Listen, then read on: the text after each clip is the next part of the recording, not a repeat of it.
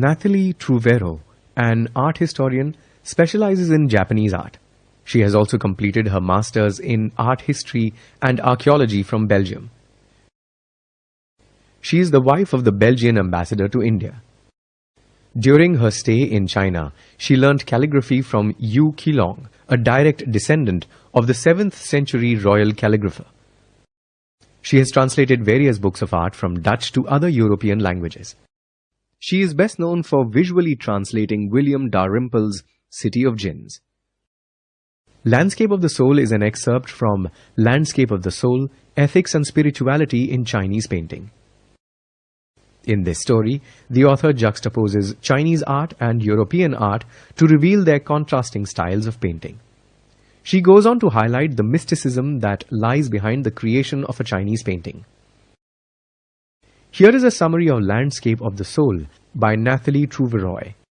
Landscape of the Soul by Nathalie Truvero discusses the differences between Western and Chinese styles of painting. She uses two interesting stories to introduce these styles. First, she talks about the last painting done by Chinese painter Wu Daozi. Wu Daozi lived in the 8th century.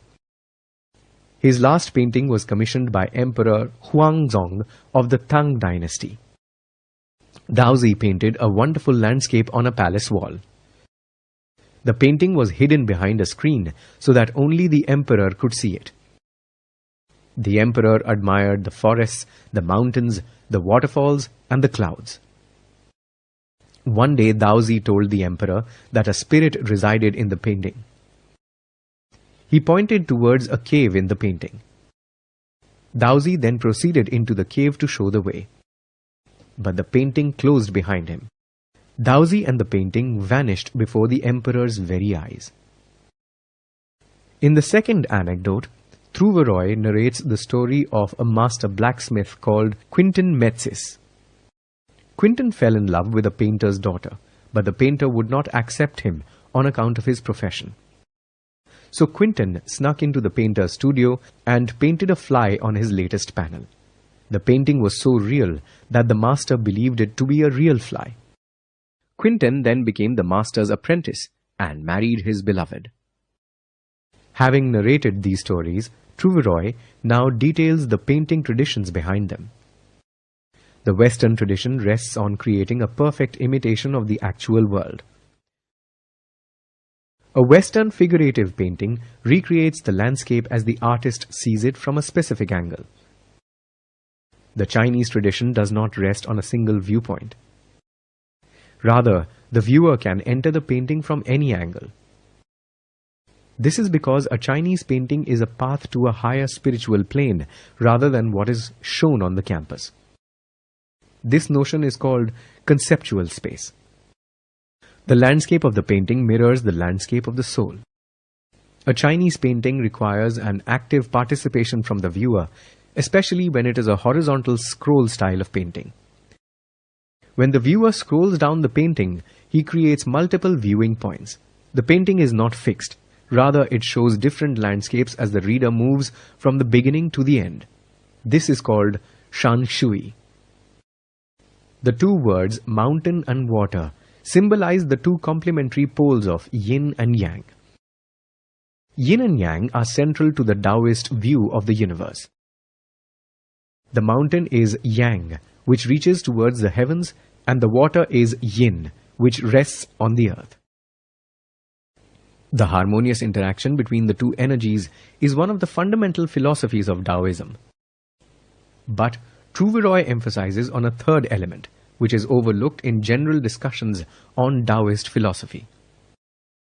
This third element is the middle void, where the interaction between yin and yang occurs. We find a parallel of this concept in the Indian yogic practice of pranayama. The void is reflected in the white, unpainted space of Chinese painting. In human terms, man becomes the void, the conduit between the universe and earth. He is the eye of the landscape, who can make sense of the landscape and become an essential presence inside of it if he so desires. The main characters are Wu Daozi and Quintin Metzis. Click each label to learn more about the characters. Wu Daozi was a Chinese master painter who lived in the 8th century. He created a master artwork for Emperor Huangzong. Though he was a master painter, he was also a spiritual man. He could see beyond the surface of the painting to the conceptual space within. Ultimately, the story shows the painter's desire to transcend beyond the boundaries of reality to the spiritual world. Quinton Metzis was a master blacksmith who fell in love with a painter's daughter. The story shows his determination to win his beloved's hand. It also shows his innate artistic ability. Metzis was able to paint a fly with convincing realism. His work managed to fool the master painter and enabled Metzis to gain his approval as well as his daughter's hand. Now let us examine the story closely. The text throws light on the differences between the European and Chinese styles of painting. The anecdotes in the narrative suggest that unlike European art, which replicates the actual view, Chinese art pertains to the inner spiritual journey.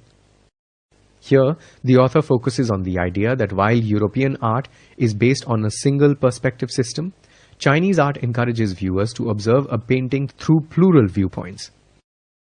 Through Chinese painting, Trouveroy explores the Daoist view of the universe. In this view, the landscape in the painting is the middle place where yin and yang interact. Trouveroy also uses this notion to state man's position in the universe. Man is the medium of communication between heaven and earth. It is through his eyes that the world comes alive. Landscape of the Soul is told from a third-person omniscient point of view. The narrative has been written in an expository style to present the differences between European and Chinese styles of painting and to talk about outsider art and Naik Chand's artistic creation.